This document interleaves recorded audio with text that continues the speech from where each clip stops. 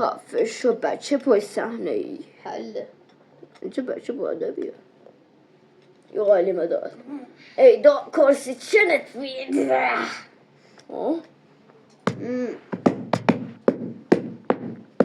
چرا مثل گرازی راه میره؟ آی پش برا من دشیدم دو من دشتی نگو گراز به چی زشته نکنه این از همون آدم هست که میاد جلو دشتی یا ازمون پول میگیره چه حساب یکی میرسن مفتی از همون پول میگیره اونو میشناسم. های تو سکونه هستی؟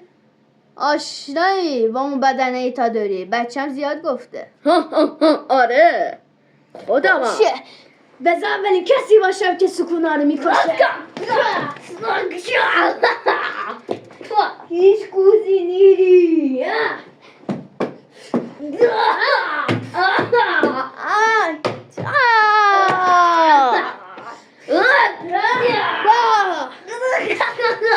واقعا جذابه.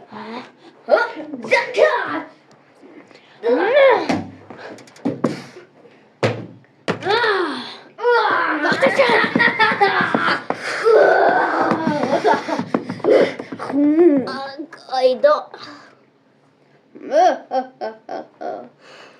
سو بکن قدرت قاچ.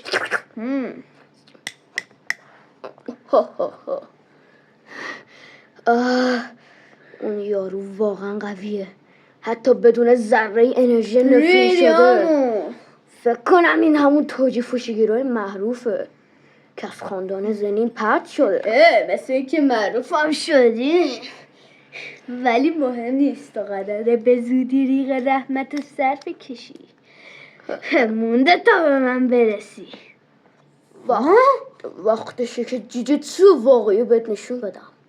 گسترش قلم رو معبد نحسی. بیا یه قاچ جذاب ببینیم آقای معروف علی. وقته که یادت باشه جیش نکنی. یا ما خواستیم فقط یه جیش کنیم چرا اینقدر داستاندار شد پول ندادی میخواستی بدی. ها